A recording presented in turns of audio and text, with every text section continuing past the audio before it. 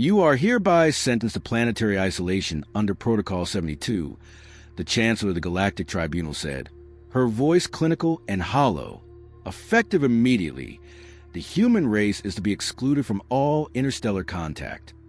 No reaction came from the human envoy, dressed in a plain black suit. He simply blinked once and walked away without a word. That silence unnerved more than the shouting they'd expected. Earth was quarantined. No ships in or out. Satellites dismantled. AI signals blocked. A containment field wrapped the Sol system like a steel curtain. The galaxy celebrated a cleaner, safer future. Humanity had been a mistake, they said. One best left behind. The official reasoning was simple. Too unstable, too emotional, too aggressive. Their history was a catalog of wars, collapses, genocides, and self-destruction. No other species wrote fiction where they destroyed themselves over and over again just to feel something. No other species glorified their own monsters. Humanity, to the tribunal, was the only species obsessed with imagining the end of all things.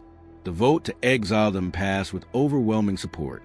Even those who had once lobbied for Earth's inclusion backed down after the last incident on Arat Prime. A human mercenary unit had crushed a rebellion in under 12 hours, using nothing but drones and psychology. No blood, just fear. Entire cities surrendered after hearing rumors that weren't even true. They fight like ghosts, one Arat commander said before resigning. Not with bullets, with doubt. The last message Earth ever sent was encrypted, untranslated, and without a source. It wasn't farewell. It wasn't an apology.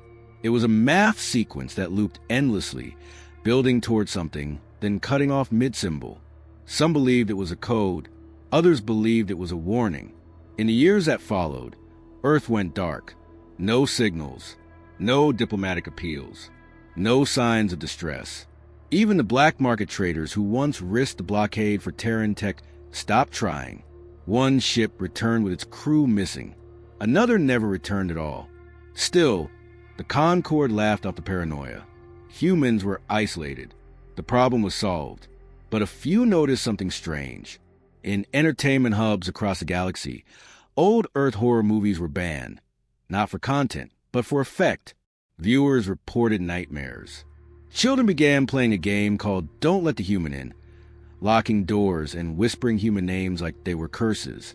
The Valithi, a race known for their neural sensitivity, banned Terran literature entirely. Their words linger. A Valithi archivist warned, even when you stop reading, they echo in your mind. Yet none of this mattered to the tribunal. Earth was quiet, and that was enough. In a closed-door session, one junior senator spoke up. They haven't made a sound in 20 years. Isn't that odd? The others chuckled. They've accepted their fate. They'll turn on themselves eventually. But Earth didn't turn on itself. It turned inward, and someone, somewhere, started counting the years since the silence began. 30 years into Earth's exile, the silence became unbearable, not for humanity, but for the galaxy watching them. The Concord sent probe after probe into the Sol system. None came back. Not one signal returned. Even the fallback beacons failed to activate. That wasn't supposed to be possible. Then came the Whispers. A science vessel operated by the Peaceful Careen Collective drifted too close to Neptune's orbit.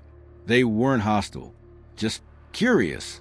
All 5 crew members were recovered 2 weeks later. Life pods found orbiting Alpha Centauri, with no memory of how they got there. Every system on the ship had been stripped, not destroyed, removed, cleanly, surgically. One of the recovered crew, a xenobiologist named Tallow, never spoke again. He sat in a blank room, sketching crude drawings of human faces with mouths full of black wires. The tribunal issued a gag order. No public statements. No warnings. The silence was rebranded as containment stability. But in private, concern turned to fear. Something was happening behind the digital smog of Earth's quarantine, and no one could see through it. The firewall that encased the Sol system was not Concord issued. That was the first problem. Earth had rewritten the code. They hadn't shut down. They had locked the door from the inside. More troubling were the sightings. Merchant fleets reported glimpses of sleek vessels at the outer rim of known space. Ships with no registration, no energy signature, no heat trail. They move without thrusters. They blinked in and out like errors in the stars. On Cormac Station, a transmission came through security frequencies uninvited. It was a piece of music. Human, unmistakably. A symphony known as Dai's Irae played over every intercom for 13 minutes before vanishing. No source. No trace. After that, several alien governments quietly issued advisories to avoid Sol. No official reason. Just unexpected system activity. But unofficially, they knew Earth was changing. Or worse, preparing. And then came the signal. A lone drone from the Trini Syndicate pierced the edge of the Earth quarantine zone. It was built for stealth, coated in cloaking alloys, designed to slip past any field. It made it through. Just once. It transmitted only one thing before going dark. A single blurred image. Not of weapons or creatures, but a city.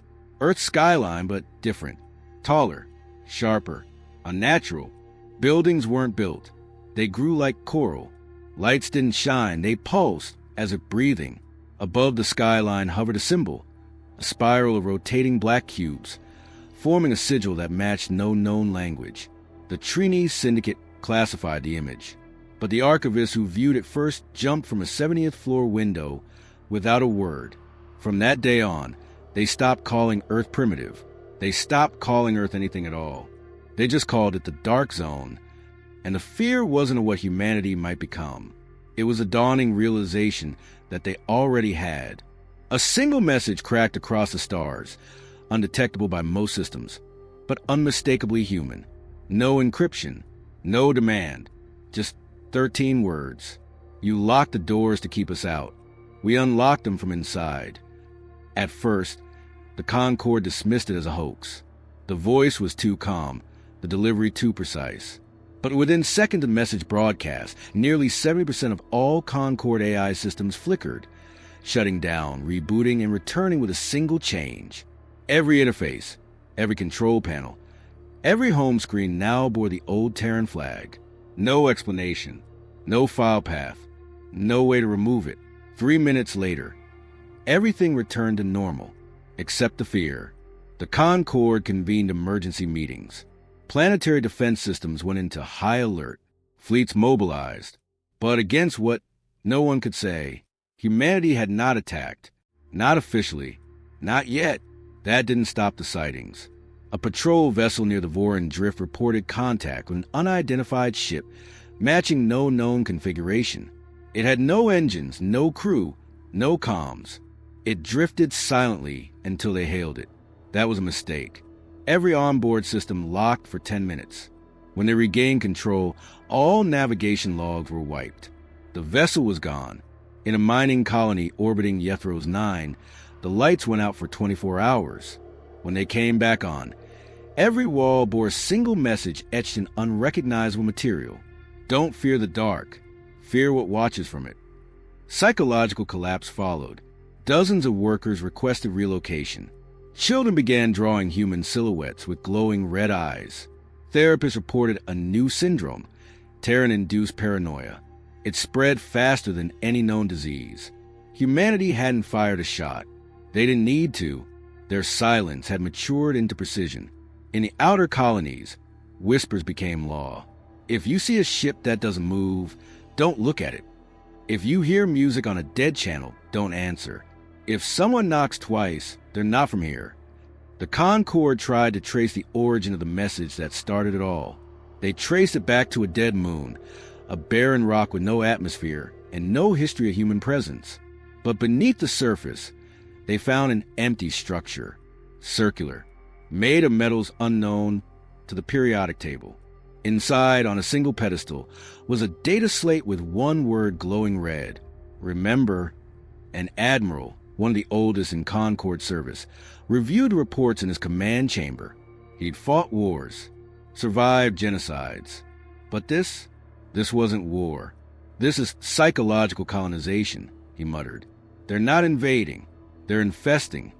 Then the lights dimmed. Not all at once. Just a gentle fade. A voice, calm and human, whisper from the corner of the room. You feared our weapons. You feared our rage. But you forgot the one thing we never lost. A pause. Our imagination. By the time he stood up, the voice was gone, and so was every file on his system. He was left alone, facing a dark screen, with only 2 words blinking on repeat. We're back. It began with silence. It ended with hysteria. Entire planets fortified themselves against a threat no one could see. Orbital cannons were built not for invasion fleets, but for shadows. Research worlds banned human literature, afraid that even fictional stories might trigger mass hallucination. Some species declared Earth culture a psychic toxin. And still, not a single shot had been fired. They started calling it the human effect. Freighters rerouted entire trade lanes to avoid sectors where human ships had allegedly been sighted. One colony shut down after a civilian claimed to have heard someone humming "Twinkle, Twinkle, Little Star" inside a sealed mining shaft. He was found trembling in a fetal position, whispering the same phrase over and over. They were already here. On the planet HFY, an entire government collapsed after an internal AI security began reciting Shakespeare in the voices of deceased human actors. There had been no code injection, no breach. It just started, then stopped. The AI never recovered. The population demanded immediate relocation. The tribunal tried to calm the panic. There is no war, they said. There is no threat. But that only made it worse. Because now it wasn't a war. It was haunting. A generation grew up afraid of the dark. Not because of predators or rebels, but because of us. Humanity had become the bogeyman of the stars.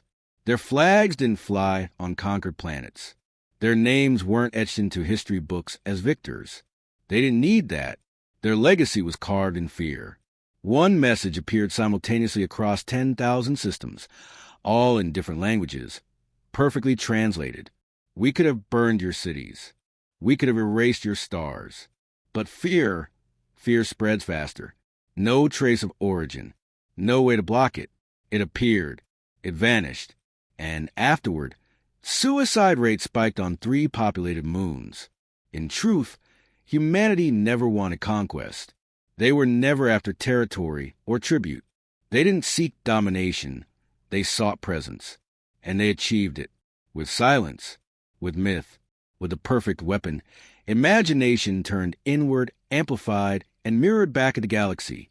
On Duro Prime, a retired military strategist, gave a speech to his students. They think humans are monsters because they imagine monsters. No other species writes about its own extinction. No other race dreams of its own gods rising just to crush them. Humanity built its identity not on victory, but on the possibility of losing everything, again and again, and surviving. He paused, scanning the silent crowd. That's the monster under every alien's bed. Not just a human with a weapon, but a human who's already imagined every nightmare, walked through it, and come out grinning. In the following weeks, sightings dropped. No new messages. No new ships. Earth returned to silence. And that's what terrified them most. Because now, the galaxy understood, humanity didn't need to return. They were already everywhere, entrenched in data, stories, memories, and fears. You could ban their technology. You could block their frequencies. But you could never erase the idea of them. Not when every child still looked under the bed at night and listened for footsteps that never came.